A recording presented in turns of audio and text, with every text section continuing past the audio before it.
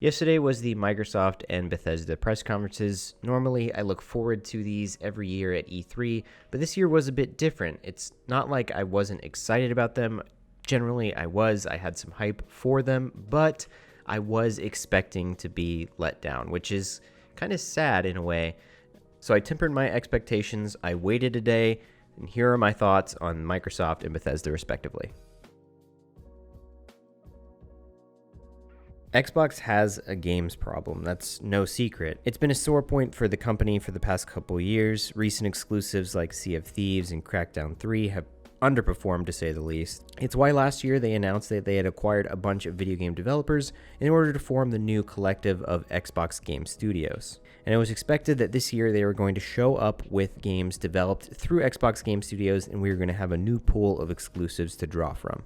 Xbox did show up with 14 new titles through Xbox Game Studios and 60 games in total that they premiered.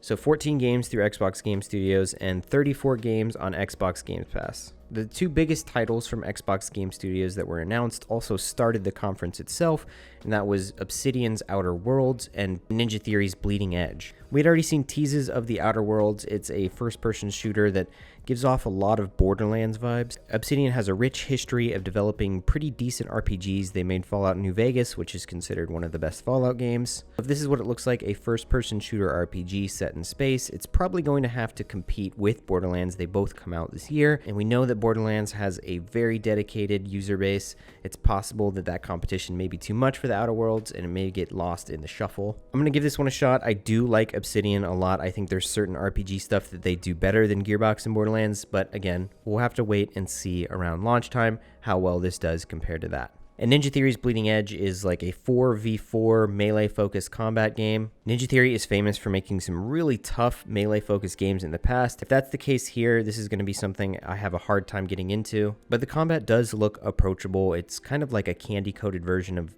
maybe a game like For Honor. There's a technical alpha at the end of June. I doubt I'll play it then, but I'm going to keep an eye on it. As for the rest of the games shown, here are some that caught my eye.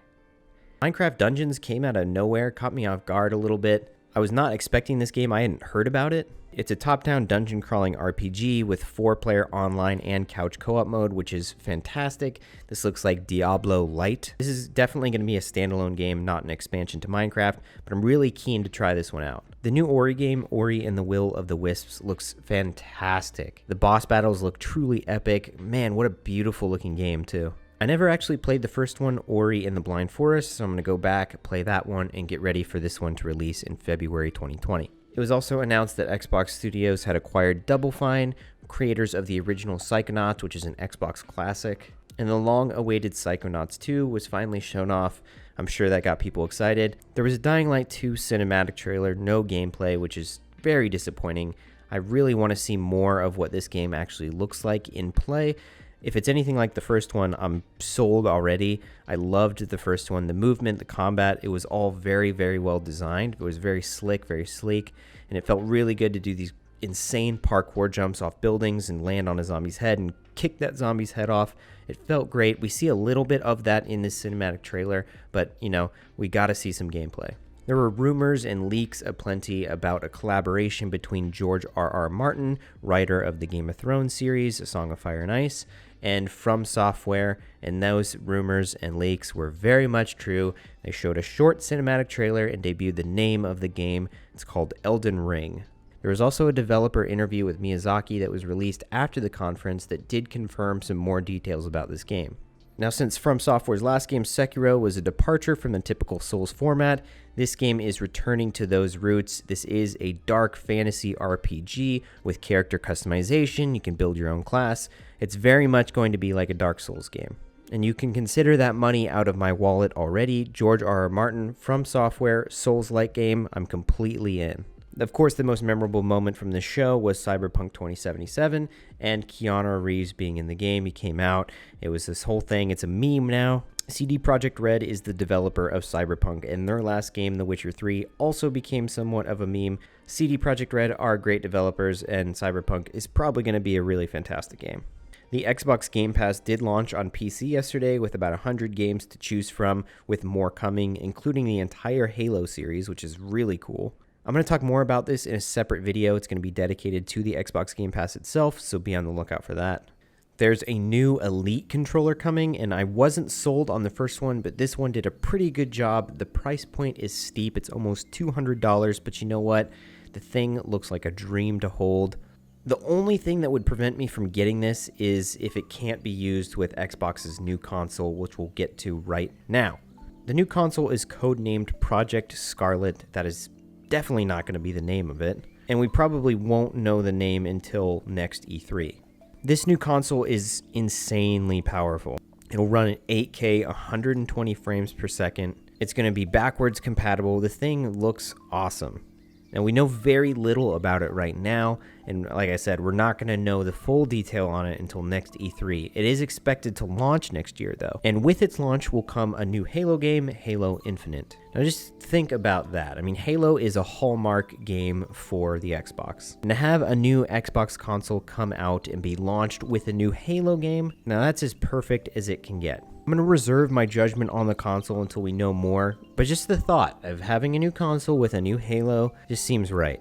The new console, Project Scarlet, whatever it's going to be called, very interested. And this Elite controller, man, I just can't shake it. I want the damn thing, but I need to know before I buy it if I can use it with the new console in 2020.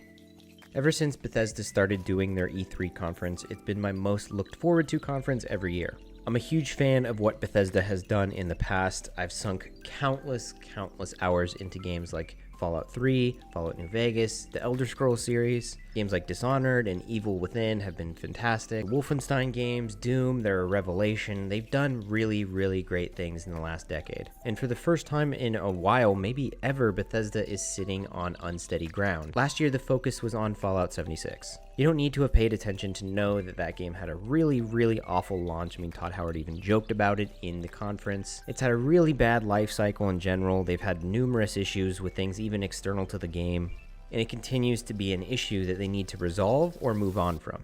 And it's clear what they set up in this conference that they are trying to resolve it. They aren't going to let it die. The big expansion they talked about is called Wastelanders. It's going to add new quest lines, and most importantly, it's going to add human NPCs to the game. Yes, if you didn't know, Fallout 76 up until the Wastelanders expansion did not have any human NPCs that you can interact with besides killing. That meant there were no dialogue trees in the game.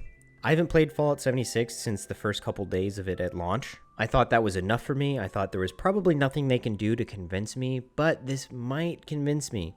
Adding things that make this more like a traditional Fallout game is something I'm interested in, and if it's successful, I could see myself investing some time into it. So not only did they announce the Wastelanders expansion, but they also announced a Battle Royale mode. I almost thought it was a joke, but it's very real. They're actually adding Battle Royale into a Fallout multiplayer game. I never thought I would say something like that. I kind of wish I never had to say something like that, but here I am saying it. They talked a bit about Elder Scrolls Blades, which is like a iOS portable Elder Scrolls game. It's free to play. I expect that there will be microtransactions in this, which is part of the reason I'm not that interested in it, but the fact that it's coming to Switch may be something I'll take a look at. I mean, it's free to play, so there's really no reason not to try it out. For longevity, if it's expecting me to dump money into it, it's not going to be something I stay with. Gameplay is also going to be really important in this. If the combat is weak or hard to control, not interested. There were 2 new games announced under the Bethesda umbrella that are really cool looking. One from Tango Gameworks, who have made the Evil Within series for Bethesda. That game's called Ghostwire Tokyo. Definitely going to be a survival horror game that takes place in Tokyo, obviously, where people are mysteriously disappearing. I'm sure ghosts are going to have something to do with it. The Evil Within games are actually pretty good. I'm not sure if you guys have tried them out, but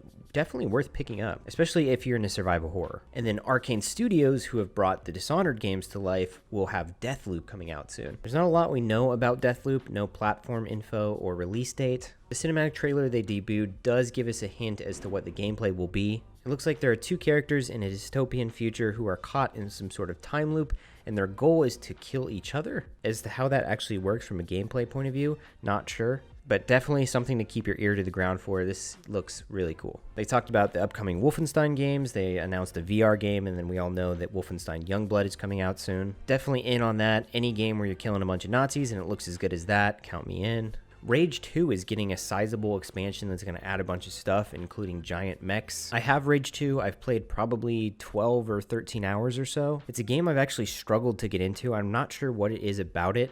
generally, I've been just kind of bored playing it. I have a video about that specifically also in the works, and that should be up on the channel in the next week or two. And when the expansions for Rage 2 start coming out, I do have more content planned for that. And the big highlight from the conference itself was Doom Eternal, the sequel to the previous Doom reboot. I never finished that Doom. I probably got halfway through it. It's a game I'll pick up every now and then just to look at it because it's so good looking and it runs so smooth. It's actually one of the smoothest games I've ever played now that I think about it. It runs so smooth. It's just like water. It's just like this rushing waterfall of insane violence. One of the weirdest things to me about this conference is that they brought up Elder Scrolls Legends and talked about it for a bit, but they didn't bring up the fact that they had announced it last year for the Nintendo Switch and then just seemingly forgot about it. Like, there's been no information. They didn't bring it up during the conference, and that makes me think that it's not happening after all. That's probably the one thing, knowing that they were not going to bring up Elder Scrolls 6 or Starfield, that I wanted to know. I really like Elder Scrolls Legends, and if it was on Switch, I'd play it a lot more than I do right now. If I'm on PC and I'm playing a card game, most of the time it's going to be Hearthstone. So if they actually brought Legends to the Switch, I'd be playing that a lot more. I know I would. But not even a hint, not even anything? So I truly think it's not happening anymore, which really sucks. If anyone knows more about that specifically and wants to let me know in the comments, please do. So to sum it up, I think both of these conferences were relatively underwhelming. I saw things in both that I'm excited for, but the things I'm excited for aren't necessarily that attached to Microsoft or Bethesda. Like, I really think this new Arcane Studio game looks great, but they're the developers. Bethesda's not the developer of that. They just published the game. And while you can say, well, yeah, Bethesda's a part of that, they are the publisher, this is more like an Arcane Studios experience. Same thing for Ghostwire Tokyo. That's Tango Gameworks. Yes, it's published by Bethesda, but it's a studio that had development over it. They had the creative license for it. And over on the Microsoft side, you had games like Elden Ring and the new Minecraft dungeon game. Those are going to be multi-platform. Like, I could play those on PS4. So in the end, I enjoyed watching both conferences, but the things I picked out as the stuff I was excited for truly aren't necessarily from those entities. So that's it for this summation. I had to do this pretty quickly. I had to throw it together. E3 is a super busy time of the year, but please let me know in the comments, what are your thoughts of what you've seen so far? What are you excited for? What did you hate? What did you love? Please let me know, and I'll see you again in a soon video.